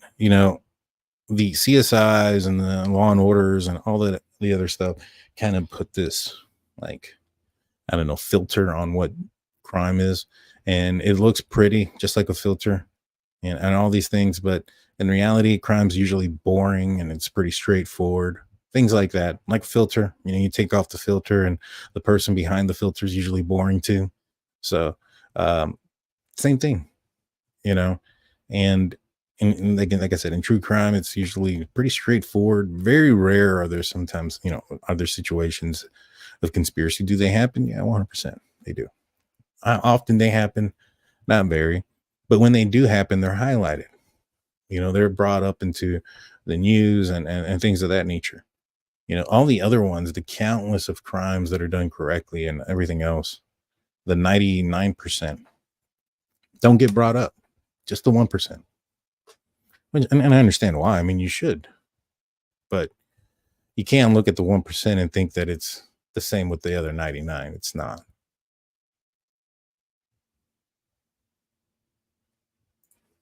See, Bonbon likes to live on the hill that touch DNA doesn't mean you were somewhere. Oh, I get it, but there's more to it. It's the fact that his phone was also off. I mean, I could answer one question all day too. But there's more to that problem than just one question. Can you answer why his phone was off? And if it's because he lost service, please. I think we had Twizzle on. He's a defender of Bryan Kohberger. He went out there to Walleye Park. Ask him when his phone went out of service. Wasn't in Pullman. Wasn't on Nevada Street. It's quite a few miles away. So, why was his phone off? Then you have the DNA, then you have the car. It just is all just coincidence. And if so, how does his DNA get on the knife sheath? Now, I know you're saying you leave your DNA everywhere. It's everywhere. But then why wasn't there more DNA on it? Why was it just his? If there's DNA everywhere and you leave DNA in millions of places, and then you have to multiply that by the 40,000 people that are there in the city of Moscow. So 40,000 times how many million places? I think you put on the other one like 5 million places, 5 million cells shed. So 40,000 times 5 million. And yet it's only Bryan Kohberger's that's on there. Not anybody else's. Nobody else touched the same thing that Bryan Kohberger touched. Remember, he's wearing gloves. If he's innocent, those gloves aren't, something that just happened all of a sudden, right? It's a habit of his, something that he's been doing for a while, right? Even though nobody said that until after the murders, but they couldn't even get his DNA from his parents' house where he was staying multiple weeks, and much less someplace he may have driven by. I don't get it. I mean, I understand you want him to be innocent. I don't understand why you want him to be innocent. I don't know if you're his aunt or something, I don't understand why a lot of people want a specific person to be innocent, but, for whatever reason it is, go ahead. I get it when somebody says, I just want, truth and justice and justice for the victims. Okay. Well, I mean, if that were the case, I don't think you'd be cheering on if they got it wrong. I think you'd want them to get it right, law enforcement. That's all.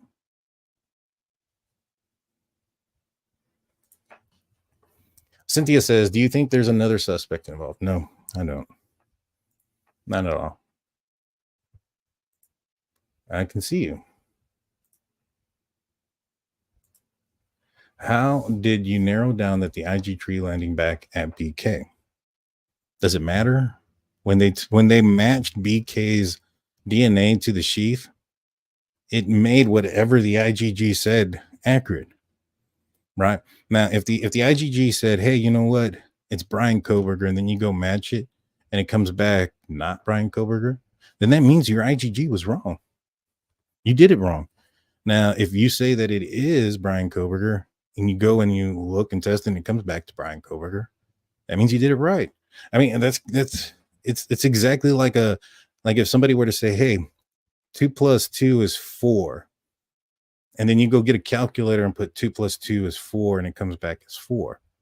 Right? Now, it'd be one thing if if somebody said 2 + 2 is 5, then you get a calculator and put 2 + 2 is 4, and it doesn't match up to 5. You did it wrong. That the actual DNA matching, the STR profile to Bryan Kohberger's is equivalent to checking that math problem with a calculator. You get what I'm saying? I don't think people understand it. I don't understand how it's hard to understand that. You know what I'm saying? Like that part frustrates me sometimes because I get asked the same question over and over again. And I'm just like, it's not just, it's more to the question than what the small part that you're trying to answer. And you're also asking questions that who cares how the IGG came up to him? Does it matter? Are they using the IGG against him? Did they use it for any warrants? No, they didn't. And if they were to have done something illegal, let's just say they looked at somebody's information who didn't opt in, that's not a violation against Bryan Kohberger. That's a violation against whoever that person was who opted out. That person has a civil case against the FBI or whoever did that, not Bryan Kohberger. Man, some of y'all's like, one of the priorities are all jacked up.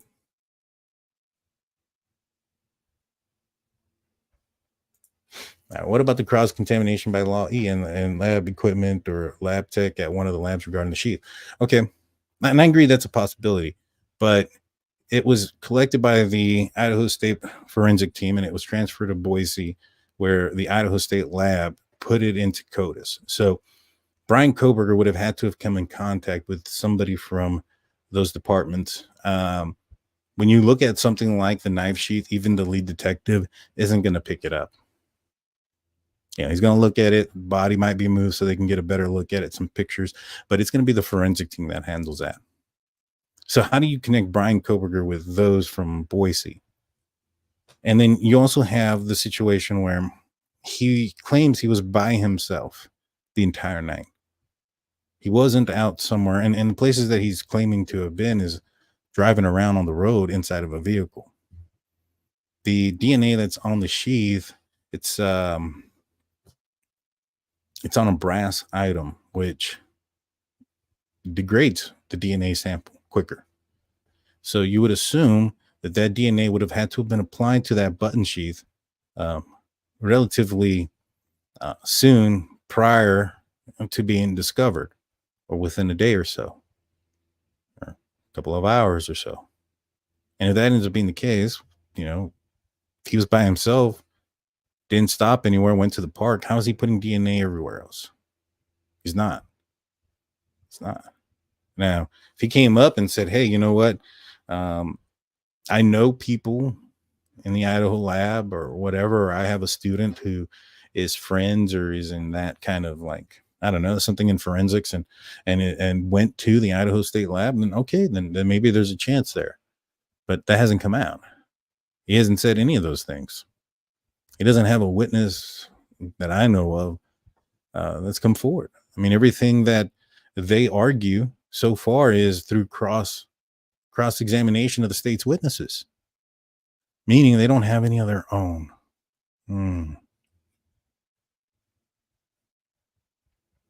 Let's see.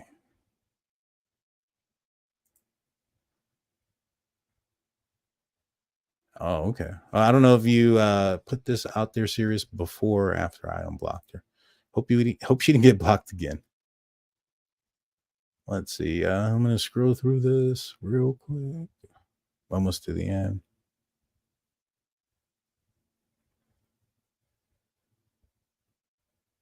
Let's see. Thank you. All right. Housewife says, Daniel, you're such a nice guy and always respectful while agreeing to disagree. That's respect. Thank you.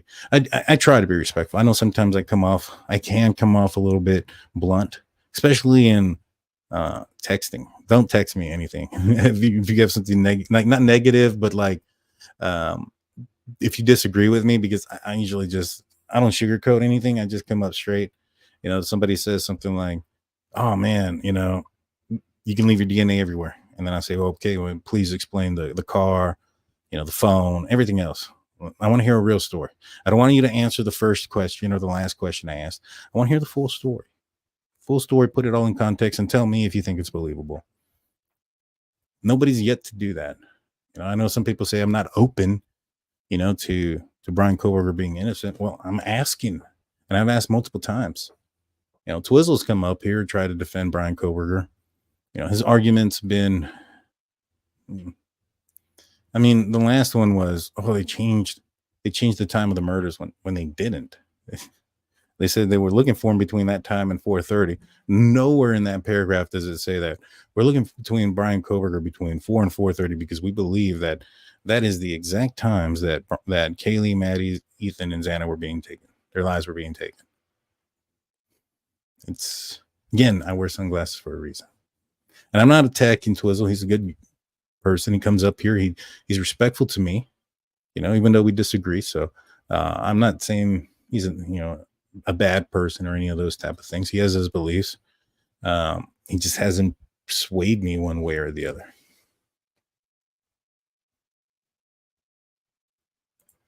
All right. So Layla says, I believe the prosecution is stuck. What makes you think the prosecution is stuck? They're ready to go to trial. I don't think they're the ones stuck. I mean, they're waiting for Bryan Kohberger's alibi. He hasn't given them that. He's been arguing a lot of things that have made this, trial take forever to start. But I don't think that's the prosecution being stuck. And as far as it being 4:30, Bryan Kohberger's own defense team aren't arguing that the murders happened at a different time. So far their arguments are that Bryan Kohberger was driving around and he wasn't in Moscow. And now I had a person comment, and they were saying, well, that white car could have been, that white car. That doesn't mean that was the murder. That could have been something that was happening at the Q Apartments. And I was like, well, if you think that Bryan Kohberger is innocent and he's claiming that he wasn't in Moscow and that's not him in the car, then you want the killer to be the guy driving the white car.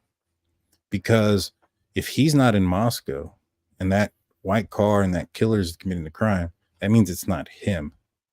If it ends up being proven or whatever that white car was at the Q Apartments instead, and if he says, well, that's not me, and I can prove that's not me, look at the Floyd camera, I'm over here, so that's not me, that's a different car that went over there. Well, now it still opens up, did you do it? Because if that white car isn't you and it's excluded, well, that doesn't exonerate you. It exonerates the person in the white car.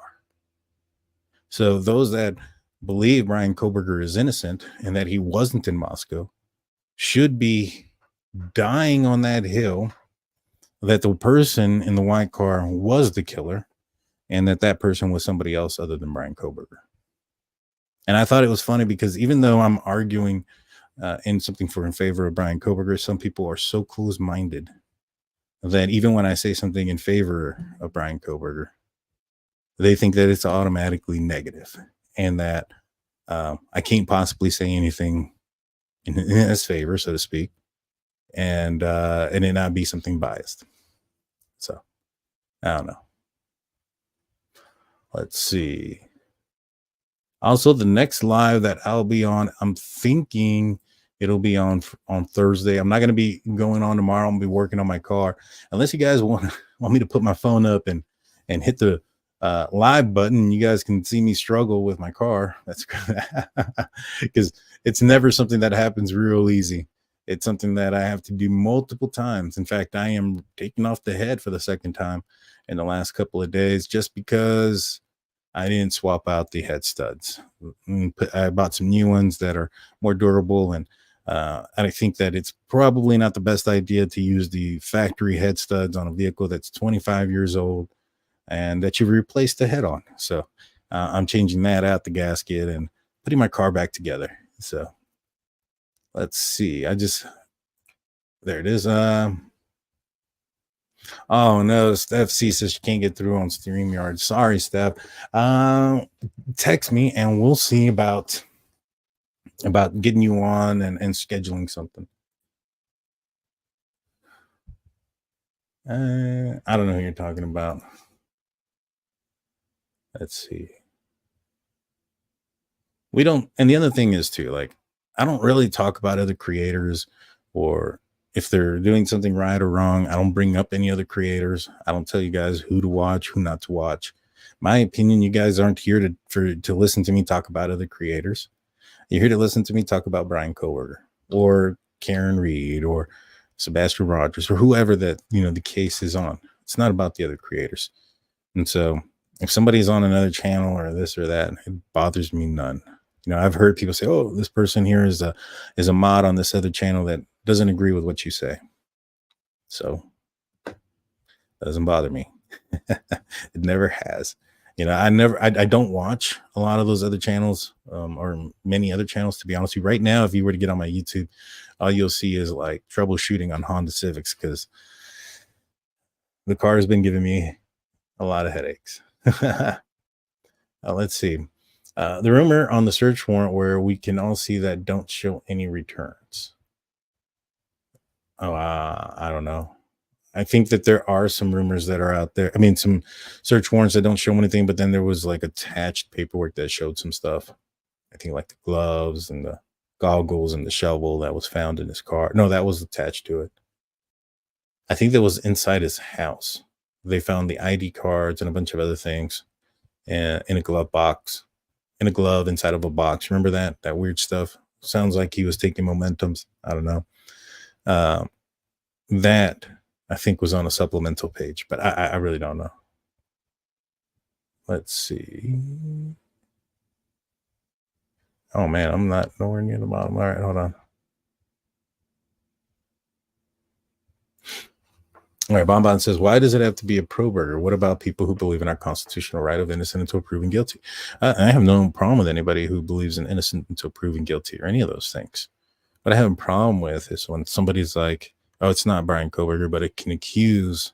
And I mean, let's be honest. True crime community has gathered up and accused some people of doing things. And sometimes they're not always right. They've done some great things. They found out where Gabby Petito was and those type of things.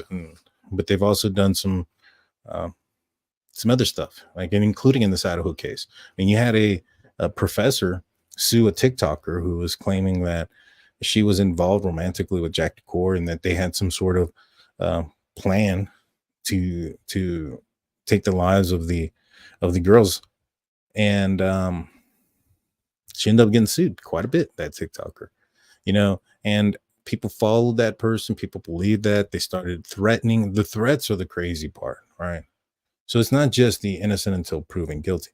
And then you also have the accusations against those that are innocent that have been cleared, or those that it doesn't even make any sense. Like, for instance, the one where people were blaming the Goncalves family of knowing something and purposefully hiding when they got the phone call, from law enforcement in some weird way or effort just to blame Bryan Kohberger.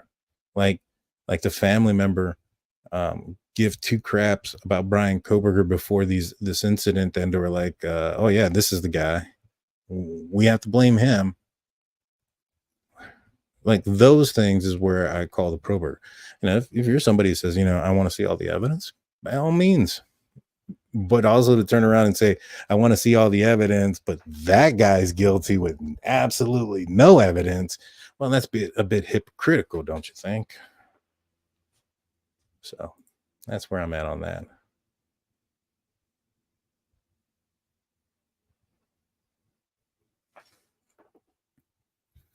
So Corvid says, per Officer Dollinger, due to evidence at the scene, they knew it was targeted.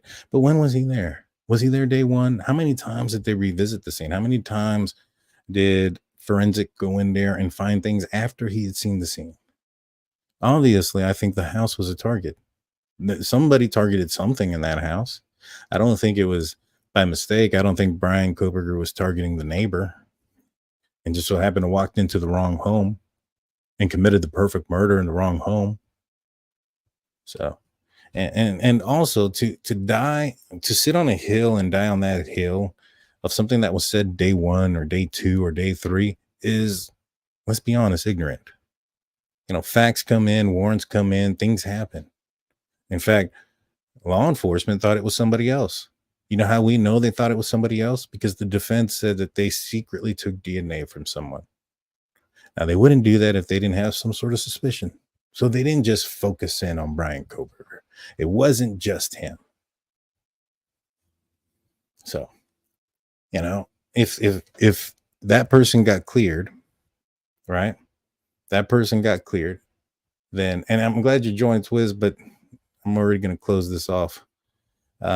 If that guy got cleared, then obviously, what do you call it? They researched other people, and they weren't just trying to freaking just arrest anybody just to arrest somebody, because they would have done that with whoever it was that they secretly took the cigarette butt from. You know what I'm saying? So it's more than just that. It's more than that. Yeah, next time for sure, Twiz, email me, man. I think we should do a dedicated show. That way we're on time and we can talk about certain things. I have no problem doing that. So let's see. U of I can't afford for the frat to be involved. Okay, even if that was the case, when is the U of I pressuring the police? Is it day one, hour one, 5 hours into it, saying, hey, we're going to pressure you into somebody else because it's the fraternity kids. We need you to find somebody else, and do that before the Idaho State Lab collects that evidence, that sheath, and enters that DNA into CODIS. Because, yeah, I get it answers a question, right? Oh, the U of I doesn't like the frat. It answers that question, but it makes no sense when you look at the rest of the evidence. Like, the U of I would literally have to have the power of time travel to do this, to say, hey, 2-3 weeks down the road, 4 weeks down the road, say, hey, we don't know who committed this crime. We need to blame somebody. I know we have this knife sheath with DNA because, well, they may not know, but the police know that they have this knife sheath with DNA. And what we're going to do is we need to change it to somebody else that we can blame.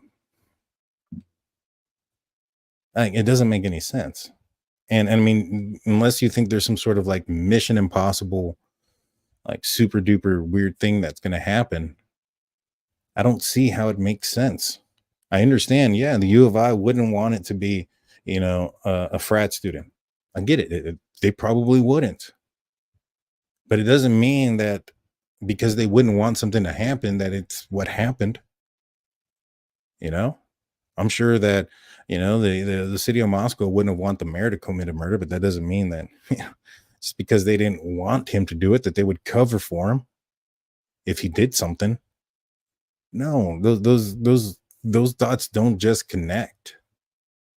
Like, there's more to the story. There's more to that than just, it answers one question.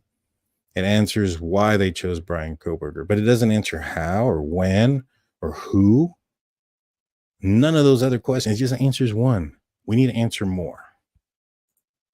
Let's see.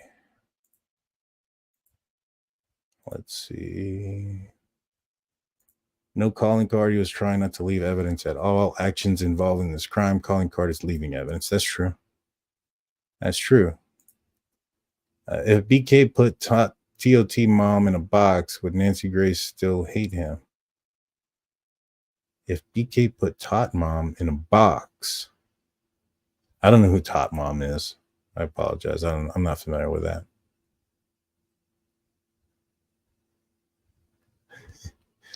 You see, Bonbon says she thinks I'm a little too in love with Bryan Kohberger. No, I just want something that says he's not him or somebody else. Something that we can go down the line, just like we can go down the line on all the evidence. Like, all right, if Bryan Kohberger committed this crime, he would have had to have been out and about that night. Was he out and about that night? Yeah. If he committed this crime, he would either be, either his phone would show him in the area or his phone would be off or not connected to the network so that you can't prove that he was there. Those things are in play. If his phone was on and it was connected to the network and he was a mile away or 50 miles away, then that would prove he's innocent. But it doesn't. Bryan Kohberger would have had to have entered that house somehow. Although It doesn't necessarily mean that he had to have left DNA, but he could have. So is there DNA from Bryan Kohberger in that house? Yes. Yes, there is, under the body of a victim. So there's a lot that answers the questions, and I can't answer one yet that says no. Now, if I do get one that I can cross out, I'm more than happy to do so. Because at the end of the day, I truly do want whoever committed this crime to be the one to pay for this crime. I just think they got it right.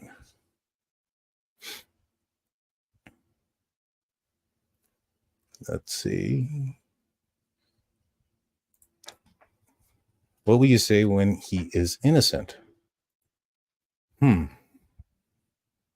What will I say when he is innocent? I don't think he will be innocent.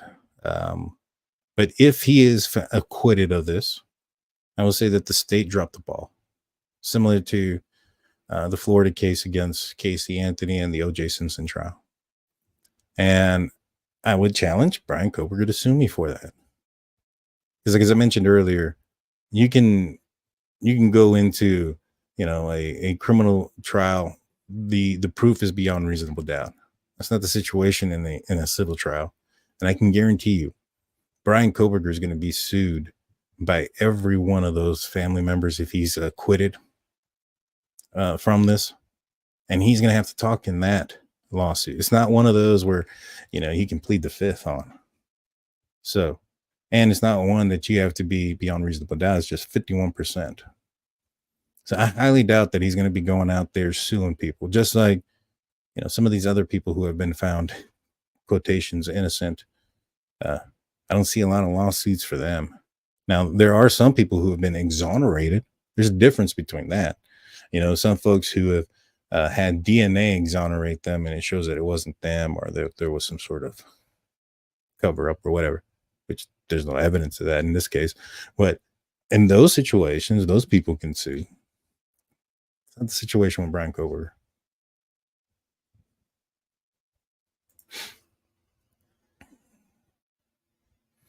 Daniel, the difference between the case using IgG and the Golden State Killer and maybe the cold case aspect. People love IgG to solve a cold case, but not so much in a live one. Yeah, but what's the difference? Should they have waited a year before they used it?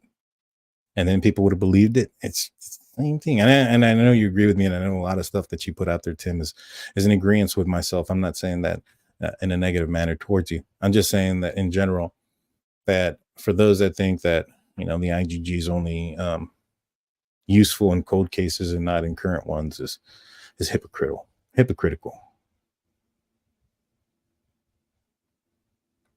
Let's see.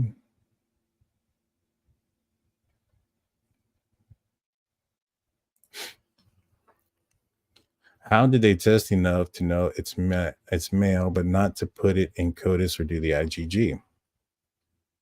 What are you talking about? Are you talking about the 3 unidentified ones? I don't know anything about what happened with those. I'm also not a forensic person to answer any kind of forensic questions when it comes to those type of things, to be honest with you. I can get a forensic person on the panel.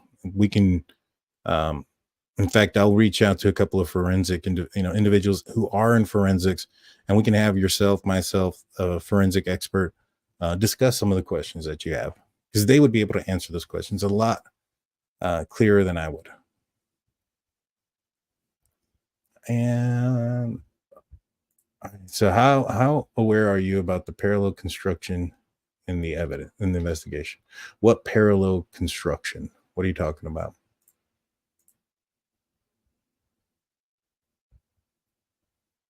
Afton comes in with a gifted one Drunkturkeyshow membership.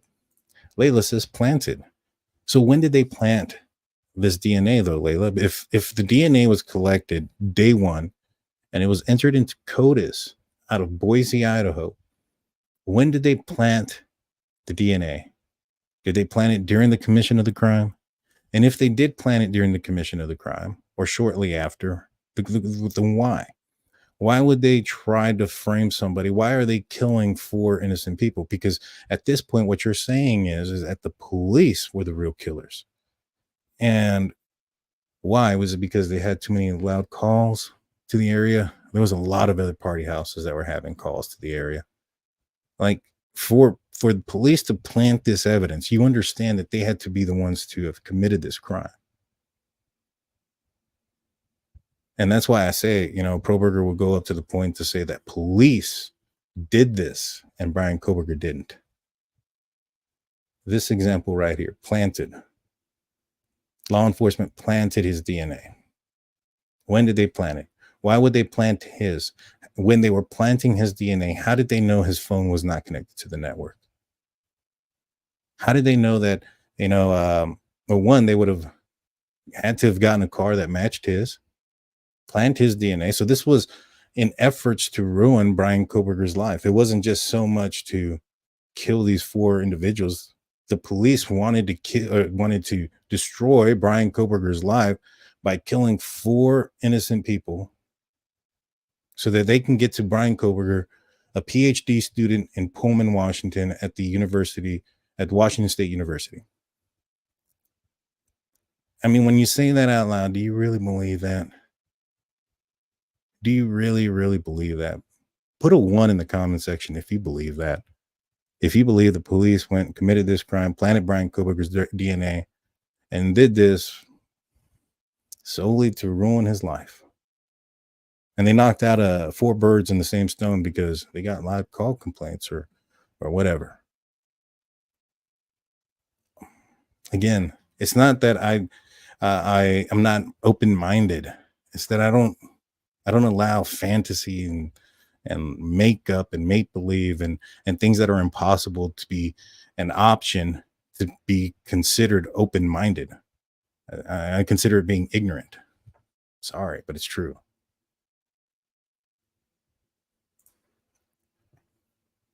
My mama says, do you think we'll get to hear the 911 at trial? Maybe. I don't know, to be honest with you. At first, I would say, yeah, of course, we'd hear it.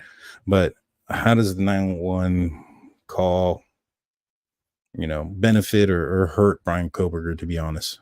If it was discovered later on. But I would think so. I think it'd be something to hear. Be interesting to hear it.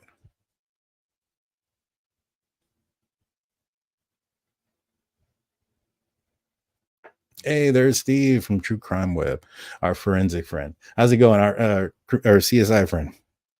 Hope you're doing well. I was listening to you earlier about Sebastian Rogers and stuff. I was in the live chat. I didn't comment anything because I was going to have to leave early to start the show, and I didn't want people to automatically assume that I was going in there and try to steal people, so I didn't say anything. But I was in there. Daniel, do you think anyone else is involved in this crime? No, I don't. Not at all. No second killer. BK acted alone. No evidence of a second killer. I don't think so. I don't think there was a second killer. Due to the evidence of the scene, we knew it was targeted. I already answered that one. Sorry, guys, if I don't answer them right away. I am quite a bit behind. I'm trying to get through them as fast as possible. That way I can, because I was supposed to be off about 45 minutes ago. Daniel, BK put, oh, yeah. I already answered that one. I must have answered a lot of these already. I must be way far behind. I apologize that. Stephanie says, text you at the usual call-in number. Actually, I mean, you can. I don't get those messages. That's for my Skype account. If you really want to get a hold of me, guys, and this is going to be the last thing I'll say. If you want to get a hold of me, there's 2 ways to get a hold of me. You can either message me on Messenger and Facebook. Just look up Drunk Turkey Show. Follow the Facebook, and you can message me there. You can message me on Twitter. Just look, or X, at Drunk Turkey Show. Follow me, and then you can send a message. And then finally at the email, drunkturkeyshow@gmail.com. I am in charge of all 3 of those. So I know some people will say, hey, is this Blue or Daniel or whoever? And if you ask specifically for somebody like Blue or Daniel, well, let me rephrase that. Steelers fan is also in there. She answers quite a bit. She actually sees most of the emails before I do. She'll tell me, hey, so-and-so emailed you. In fact, I had emails from like a couple of people close to the case, family members and law enforcement officers at one point that I didn't see for like 4 days. And then Steelers fans like, hey, did you see those emails the other day? And I was like, what emails? And I felt like a complete jackass because I answered them 4 days later and I felt so stupid. But yeah, send them there. You'll either most of the time it'll be myself or Steelers fan that'll answer it on the email, on the messenger, and Twitter and Facebook. That's all me. So guys, I appreciate everybody. Thank you so much for sticking tuned. If you're still here, please hit that like. Please hit that subscribe button if you're not subscribed. Like I said, I understand some folks don't agree with me. I get it. I get it. You know, if you have something, an idea, a theory, or a thought that maybe perhaps, you know, points at somebody else that cannot be deduced out. You know, the problem with any of the theories that are out there right now is you can easily explain them, all of them, 100%. And there isn't one out there that's not unexplainable. So bring that out there, or outside of Bryan Kohberger's theory, obviously. So bring one out. I'm open ears. I've listened to a lot. And if it's something that I think is important enough, or I think that you might have something, we'll bring you on the show and we'll talk about it. But until Thursday, I appreciate every one of you guys. We'll see you next time. Peace out, guys. You know what? I'm going to end it like this. I usually don't. Let me know what you think about the new intro.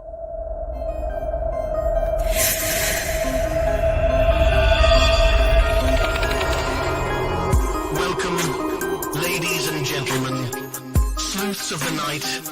Once again, we gather in search of the truth, dark, and mystery.